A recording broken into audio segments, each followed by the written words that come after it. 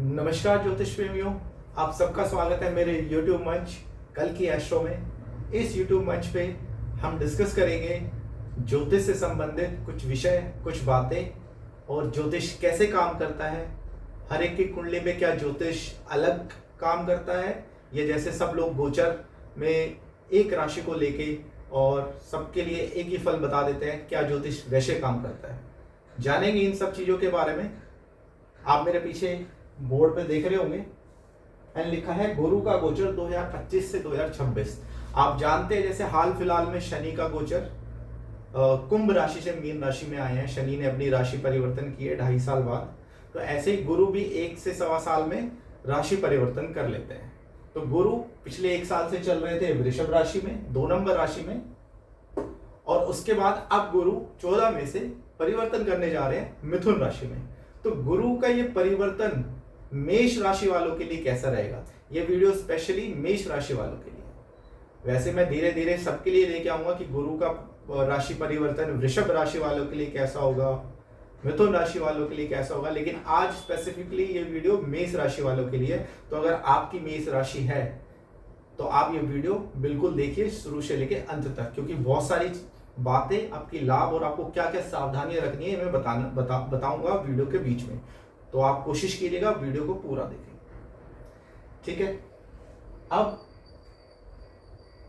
Transit के बारे में हम बात करेंगे बृहस्पति की, लेकिन उससे पहले मैं 2-3 बातें आपसे थोड़ा शेयर कर लेता हूं। देखिए, हमेशा ट्रांजिट को आप सिंगल वो मत मान के चलिए कि किसी भी ग्रह का गोचर सभी के लिए यूनिवर्सली एप्लीकेबल होगा।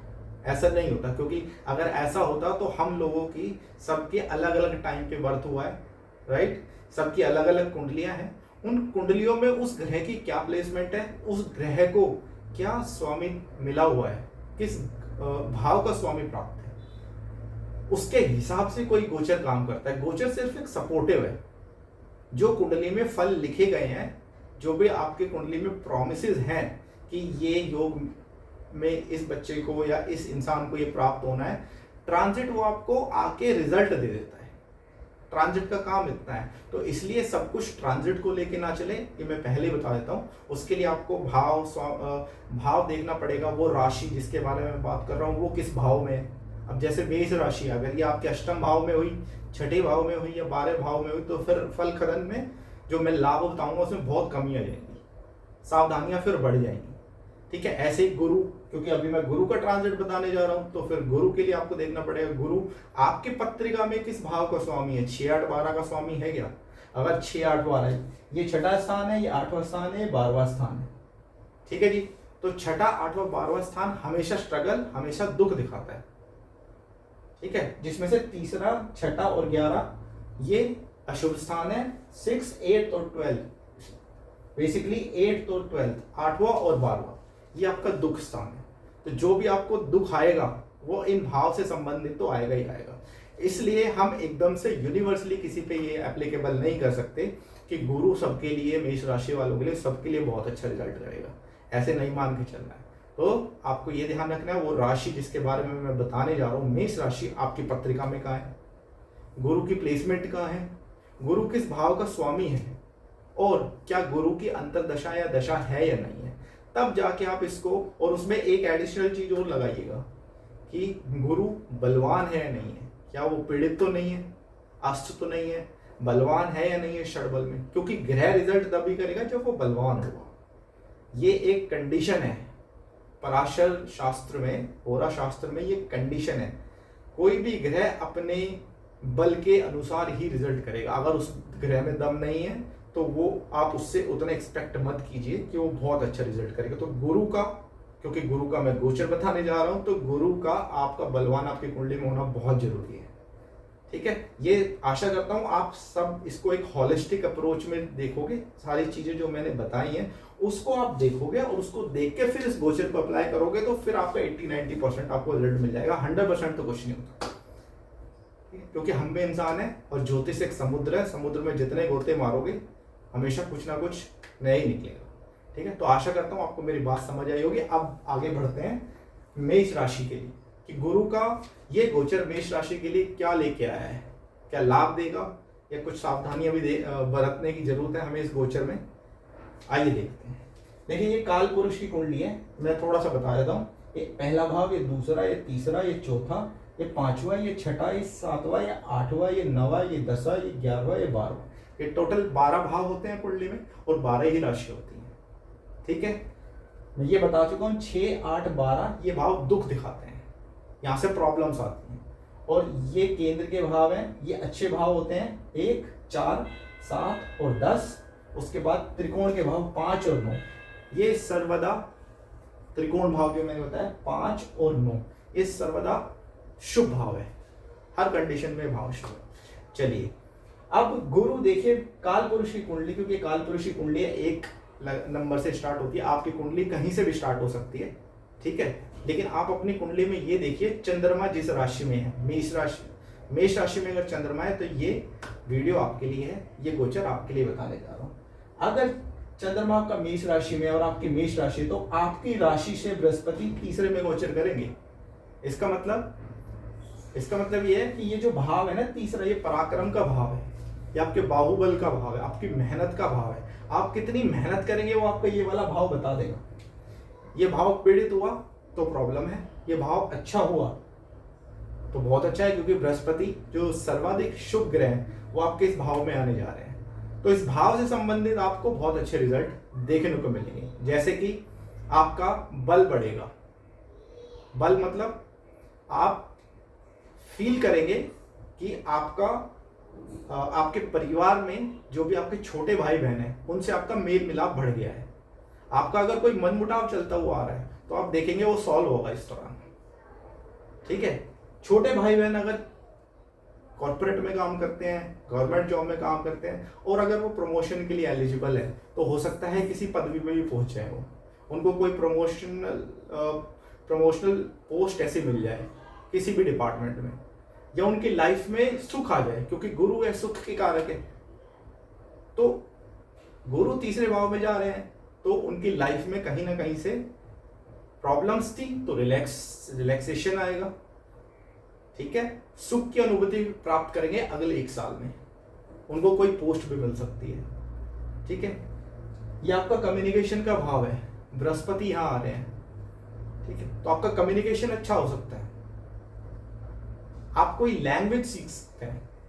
अगर आप सपोज करो आपके कोई बच्चे हैं, वो अगर उनकी कुंडली मेष राशि है और मेष राशि में बृहस्पति, सब कुछ कंडीशन मीट होने के बाद बृहस्पति यहाँ आ रहे हैं और वो चाह रहे हैं, वो आपसे बोल रहे हैं कि पापा या मम्मी मेरे को फॉरेन लैंग्वेज सीखनी है, तो बृहस्पति वो उनको पूरी ब्लेसिंग देंगे और वो पूरा जा सकते हैं, फॉरेन लैंग्वेज सीख सकते हैं। ये आपके खेल कूद का भी भाव है, इसमें बृहस्पति आए हैं। तो अगर आप स्पोर्ट्स पर्सन है तो आपके लिए बहुत अच्छा है, क्योंकि बृहस्पति शुभ ग्रह यहाँ पे आए हैं। ये आपको ध्यान रखना होगा और आपको तीसरे भाव से संबंधित अच्छे रिजल्ट मिलेंगे। और ये भाव आपकी छोटी यात्राओं का भी है, तो आप अगर हाल फिलहाल में कहीं छोटी यात्राएं करने का सोच रहे थे, काम से फुर्सत नहीं मिल पा रही थी, क्योंकि बृहस्पति आपके धन भाव में चल रहे हैं, तो आप धन कमाने में तो व्यस्त रहे होंगे, तो आपको कुछ काम वाम से फुर्सत तो मिल नहीं पाई होगी। तो अब आपके पास ये टाइम है, आप जाइए यात्राएं करें। यात्राएं किस टाइप की करोगे? देवगुरु बृहस्पति है, धर्म के कारक है, तो धार्मिक यात्राएं कर सकते हैं। और क्या कर सकते हैं? छोटे भाई बहनों के साथ घूमने जा सकते हैं, क्योंकि छोटे भाई बहनों के घर में आए। ये सारे शुभ फल बृहस्पति यहाँ के देंगे। अब बृहस्पति आए हैं तो क्या यहाँ कुछ खराब नहीं करेंगे? करेंगे। क्या खराब होगा? देखिए, शास्त्रों के हिसाब से ये बृहस्पति का तीसरा गोचर है, और तीसरा गोचर चंद्र राशि से, यानी आपकी मेष राशि से तीसरा गोचर अशुभ है। इस गोचर को शुभ नहीं माना गया है। भाव के लिए तो शुभ है, लेकिन आपके लिए प्रॉब्लम्स भी देंगे। जैसे कि जो यात्राएं मैंने बताई, आप यात्राएं तो करने जाओगे, लेकिन उसमें कष्ट हो सकता है, कहीं ना कहीं कुछ प्रॉब्लम जरूर हो सकती है। तो यात्रा बड़ी सावधानी पूर्वक करनी है, इसका मतलब तो यही हुआ। छोटे भाई बहनों के साथ कुछ गड़बड़ चल रही है तो टेबल पे बैठिए और उसको सॉर्ट आउट करने की कोशिश कीजिए। इस चीज का आपको ध्यान रखना है। अब गुरु यहाँ आए हैं, शुभ ग्रह अशुभ स्थान में आए हैं, तो इसका मतलब क्या हुआ? शुभ ग्रह जब अशुभ स्थान में जाएगा तो उस स्थान का भला हो गया, लेकिन खुद गुरु के कारक तत्वों की कमी हो जाएगी। अब गुरु के कारक तत्व क्या है? ज्ञान के कारक है। तो हो सकता है आप एक नॉलेजेबल पर्सन होके भी आप वो चीज अटेन नहीं कर पाओ जो आप डिजर्व करते हो। आपके पास ज्ञान सब कुछ है, आप 10 लोगों में बैठते हो तो उनको लगता है कि ये बहुत नॉलेजेबल पर्सन है, लेकिन आप पहुंच कहीं नहीं रहे। क्यों? क्योंकि गुरु के कारक तत्वों की कमी हो जाएगी। दूसरा, गुरु मान सम्मान के कारक है। तो हो सकता है आपके मान सम्मान में कुछ कमी है, क्योंकि गुरु के कारक तत्वों की कमी हो रही है। आपको इस चीज का ध्यान रखना है, आप कोई भी ऐसा काम ना कर दें जिससे कि आपके मान सम्मान की हानि हो जाए, क्योंकि ये गुरु का गोचर है अशुभ। और आपको क्या ध्यान रखना पड़ेगा, क्योंकि गुरु के कारक तत्वों की तो हानि की। अगर आप संतति के लिए प्रयासरत हैं, आपको लग रहा है कि अभी हाल फिलहाल में डिलीवरी होने वाली है, घर में संतान आने वाली है, अगर आप ये सोच रहे थे कि पुत्र संतान प्राप्त होगी, तो उसके चांसेस बहुत कम है। आपको कन्या संतति प्राप्त होगी, और मैं तो मानता हूँ भाग्यशाली होते हैं जो लोग जिनको कन्या संतति प्राप्त होती है। ठीक है, लेकिन ये एक कॉन्टेक्स्ट में मैंने बताया, क्योंकि गुरु पुत्र के कारक है। यहाँ आएंगे तो उनके कारक तत्वों में कमी आएगी, तो इस चीज का भी आपको ध्यान रखना है। सुख के कारक है, ठीक है, लेकिन भाई बहन के घर में आए हैं तो सुख मिल जाएगा। ठीक है, इन चीजों का ध्यान आपको रखना है। अब देखिए, ये तो मैंने बताया तीसरे में, गुरु के तीसरे भाव में, तीसरी राशि में आने, मिथुन राशि में आएंगे तो मेष राशि के लिए क्या रिजल्ट होंगे। लेकिन गुरु के पास कुछ दृष्टियां भी हैं, 5वीं दृष्टि, 7वीं दृष्टि और 9वीं दृष्टि। अब जो 5वीं दृष्टि गुरु की है वो इस स्थान पे है। किस स्थान पे? ये आपका स्पाउस का हाउस है, ये वाला स्थान। तो 1 2 3 4 और 5, ये 5वीं दृष्टि सप्तम हाउस पे है। अब आपका 7th हाउस क्या होता है? 7th हाउस होता है आपके लाइफ पार्टनर का, आपके स्पाउस का। अगर आपकी शादी नहीं हुई है तो आप तैयारी कर लीजिए, क्योंकि इस 1 साल में आपकी शादी हो जाएगी। मेष राशि वालों, अब आप तैयारी करें शादी की, क्योंकि योग बन गया है। पहले नहीं था, लेकिन अब योग बन गया है। ठीक है, जिनकी शादी हो गई है और जिनके आपस में दिक्कतें चल रही थी, हस्बैंड वाइफ की, वाइफ हस्बैंड की नहीं बन रही थी, अब बनने लगेगी, क्योंकि गुरु की 5वीं दृष्टि सीधी 7th हाउस पे आ रही है, 7वें घर। गुरु की दृष्टि बहुत शुभ दृष्टि है।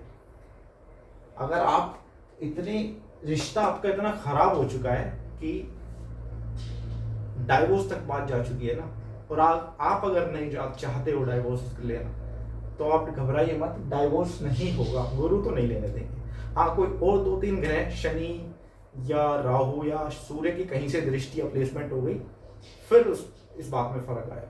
लेकिन अगर खाली गुरु देख रहे हैं तो आप घबराए नहीं, आपका डाइवोर्स नहीं होगा। अगर पिछले 1-1.5 साल में, 2 साल में कुछ गड़बड़ हुई है तो दृष्टि से गुरु संभाल लेंगे, तो आप उस चीज के लिए निश्चिंत रहे। और ये भाव यात्राओं का भाव है। अब देखिए, यहां से भी यात्राएं हो रही थी, ये भी यात्राओं का भाव है, तो किसी कर्म के लिए आपकी यात्रा हो सकती है। ये भाव दशम से दशम भी है, भावात भावत के सिद्धांत से, तो ये दशम से दशम है, यानी ये 10th हाउस है आपके कर्म का हाउस। तो यहां से गिनोगे तो 1 2 3 4 5 6 7 8 9 10। तो शास्त्रों में इसके लिए इस हाउस को भी जीविका का हाउस बोला गया है, कि अगर आप यहां से कर्म देख रहे हैं तो ये भी आपके कर्म का हाउस है। तो यात्राएं हो सकती है, हो सकता है आपकी कहीं जॉब ट्रांसफर हो जाए। अगर आप ट्रांसफर के लिए देख रहे थे तो उनके लिए तो ये अच्छा है, उनके लिए अच्छा है। लेकिन कई लोगों के लिए खराब भी होगा। क्यों खराब होगा मैं बताता हूँ, अभी बताऊंगा क्यों खराब होगा, और आपको कहाँ सतर्क सबसे ज्यादा रहना है इस दौरान, वो भी मैं आपको बताऊंगा। ठीक है, अभी हम चल रहे थे, तो ये गुरु, ये 7th हाउस आपका अच्छा हो जाएगा, ये आप मान के चलिए। ठीक है, बृहस्पति की दृष्टि है, तो अगर आप शादी होगी तो निश्चिंत रहिए, आराम से हो जाएगी। पार्टनर आपका अच्छा होगा, जिससे शादी करने जा रहे हो वो पार्टनर के अंदर भी कुछ गुण होंगे, अच्छा पार्टनर होगा, संस्कारी पार्टनर होगा, जैसा आप ढूंढ रहे थे वैसा पार्टनर आपको मिलेगा। आप अगर बिजनेसमैन हो व्यापारी हो, अब यहाँ पे दो चीजें आ सकती है, या तो आप पार्टनरशिप में बिजनेस कर रहे हो तो ये अगले 1 साल आप खूब पैसा कमाने वाले हैं पार्टनरशिप में, आपका बिजनेस बढ़ने वाला है, तो आप अब तैयारी कर लो, आपका बिजनेस एक लेवल पे बढ़ने वाला है। और अगर आपने नया स्टार्टअप किया है और उसमें आप कोई इन्वेस्टर या पार्टनर ढूंढ रहे हो तो अब आपको वो मिल जाएगा। अगर आप बहुत टाइम से ट्राई कर रहे हो कि मेरे को कोई इन्वेस्टर नहीं मिल रहा, कहीं से फंडिंग नहीं मिल रही, कोई 50% पार्टनरशिप में आ जाए या 20% पार्टनरशिप में आ जाए जिससे कि मेरा बिजनेस थोड़ा सा स्टैंड अप कर जाए, तो अब वो आपके साथ हो सकता है। ठीक है, तो ये गुरु की 5वीं दृष्टि आपके 7th हाउस के लिए बहुत अच्छी है। अब गुरु की एक दृष्टि और है 7वीं दृष्टि, तो यहां से गिनेंगे हम 1 2 3 4 5 6 7। अब ये जो वाला हाउस है ना, ये 9th हाउस है, आपके भाग्य का हाउस। और गुरु अपने घर को, ये गुरु का खुद का घर है 9 और ये 12, ये गुरु की 2 राशियां होती है धनु और मीन, तो ये गुरु के दोनों हाउसेज है, गुरु अपने घर को देख रहे हैं। तो अगर आप कोई पॉलिटिशियन हो और आप कोई मंत्री पद प्राप्त करना चाह रहे हो और आपके कुंडली में योग अच्छे हैं, अब आपको मंत्री पद मिल जाएगा, कंफर्म मिल जाएगा। ठीक है, दूसरा, गुरु अपने घर को देख रहे हैं, आपका भाग्य बड़ा प्रबल है, आप मेहनत 2 रुपए की करोगे आपको मिलेंगे 5 रुपए।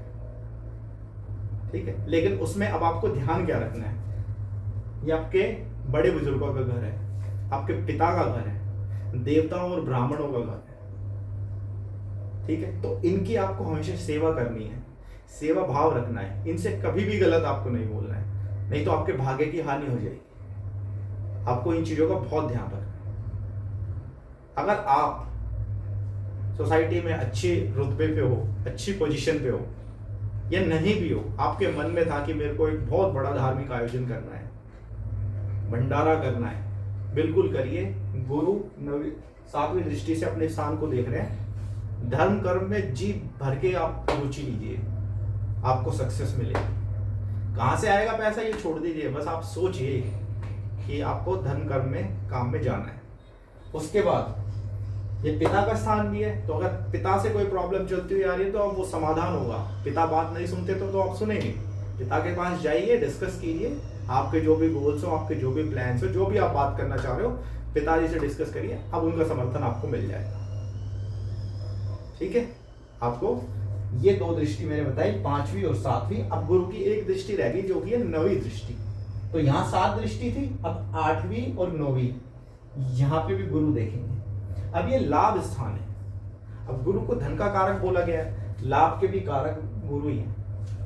ठीक है, तो कारक अपने घर को दृष्टि दे रहा है, मतलब लाभ के कारक को दृष्टि दे रहा है, लाभ का कारक होके लाभ भाव को दृष्टि दे। तो ये बहुत अच्छा योग है। तो अगर आपको इन्वेस्टमेंट करना चाहते हैं तो कर दीजिए, शॉर्ट टर्म नहीं, लॉन्ग टर्म। और इन्वेस्टमेंट में भी सोच रहे हैं पर्टिकुलरली क्या करूं, तो गोल्ड में इन्वेस्ट कीजिए, सोने चांदी में इन्वेस्ट करिए। सोने चांदी में मतलब स्पेसिफिकली सोने में आप इन्वेस्ट कीजिए, अच्छा रिटर्न मिलेगा आपको। लंबी अवधि के लिए कीजिएगा ट्रेडिंग, और फ्यूचर ऑप्शन से बचिएगा, उसमें नहीं जाइएगा, ये तो नुकसान हो जाएगा। बड़े भाई से अगर कोई मतभेद है तो आप टेबल पे बैठिए, सॉल्व हो जाएगा। प्रॉपर्टी का कोई इशू चल रहा था, नई बात बन रही थी, प्रॉपर्टी की बात तो अभी भी नहीं बनी हुई, प्रॉपर्टी वाले वहां से तो 12वें में, इसके बारे में तो बात मत कीजिएगा। लेकिन अगर वैसे के मनमुटाव चल रहा है छोटा मोटा, तो छोटे भाई और बड़े भाई बहन दोनों से सहयोग मिलने जा रहा है। ये छोटे भाई बहन के घर में है और बड़े भाई बहन के घर को देख रहे हैं। तो आपको, आपके लिए ये गोचर दृष्टि वाइज गुरु का बहुत अच्छा है। लेकिन कुछ चीजें मैंने बताई उसमें गुरु के कारक तत्वों में कमी आएगी, वो आपको देखने को मिलेगी, क्योंकि गुरु का गोचर अशुभ है इसलिए, और गुरु सर्वाधिक शुभ ग्रह है, इसलिए इतना अशुभ गोचर के बाद भी इतना पॉजिटिव रिजल्ट आपकी कुंडली में, अगर सब कुछ सही है जो मैंने स्टार्टिंग में वीडियो की कंडीशन बताई थी, तो आपको रिजल्ट अच्छा मिलेगा। आपके मित्रों का स्थान है जहां पे गुरु 9वीं दृष्टि दे रहे हैं। ठीक है, मित्र थोड़े सोच समझ के बनाइएगा। ठीक ठीक है ना, नहीं तो हो भी सकता है क्योंकि अशुभ गोचर में हो सकता है मित्र धन नष्ट करा दें, ठीक है। तो जो आपका फैमिली रिलेशन में कोई दोस्त है जो बहुत टाइम से है, बचपन से कोई दोस्त है, उसके साथ आप घुलिए मिलिए और उनके साथ फाइनेंशियली कोई पार्टनरशिप करना चाहे तो करिए, बिजनेस करना चाहे तो करिए, लेकिन और किसी पे विश्वास मत कीजिए, ठीक है, वहां आपको नुकसान हो सकता है। तो आशा करता हूं मैंने आपको गुरु बृहस्पति, देवगुरु बृहस्पति के बारे में, उस मेष राशि के लिए गोचर में क्या सावधानियां और क्या शुभता लेके आए, ये सब कुछ बताया होगा आपको।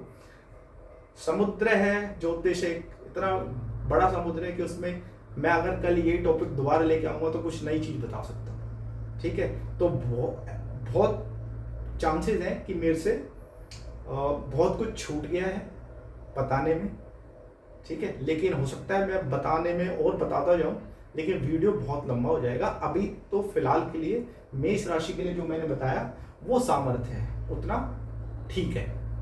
तो आपकी अगर मेष राशि है तो आशा करता हूं आपको अपनी राशि के बारे में पता लगा होगा, और कोई भी आपको सुझाव देना है इस वीडियो पे, आपको अच्छी लगी, बुरी लगी, या आपके मन का कोई भी भाव हो, या कुछ आप मेरे को सिखाना चाहते हो, क्योंकि मैं जानता हूँ ये वीडियो बहुत सारे ज्योतिष प्रेमी भी देखेंगे, या बहुत सारे ज्योतिष पढ़ने वाले बच्चे भी देखेंगे, या पढ़ने वाले जिनको बहुत एक्सपीरियंस हो गया वो भी देखेंगे, बहुत बड़े पंडित लोग भी देखेंगे। तो अगर मेरे से कुछ गलती हो गई हो तो मुझे क्षमा कीजिएगा। मैं अभी इस लाइन में, अभी आप ये समझ के चलिए कि सीख ही रहा हूँ, और ज्योतिष एक अथार सागर है, डेली कुछ ना कुछ सीखने को मिलता है। तो मुझसे कोई गलती हुई हो ज्योतिष के बारे में बताने के लिए तो मुझे माफ़ कीजिएगा। बस मैं यही बोलना चाहूँगा, ज्योतिष को ज्योतिष की तरह लें, बाजार की तरह ना लें। बाजार में टीवी चैनलों पे जो चल रहा है वो ज्योतिष दूर दूर तक कहीं नहीं है, ठीक है। वैदिक परंपरा से जो ज्योतिष है उसको समझिए। लाल किताब और दूसरी पद्धति जो भी चल रही है वो उनको मुबारक, लेकिन हमारे जो वेदों में जो ज्योतिष लिखा है वो मैं बताने की पूरी कोशिश करूंगा। आपको ये वीडियो कैसा लगा आप मुझे जरूर बताइएगा। आपका बहुत बहुत धन्यवाद। नमस्कार। मिलता हूँ आपसे जल्दी नेक्स्ट वीडियो में वृषभ राशि के गोचर के लिए। नमस्कार।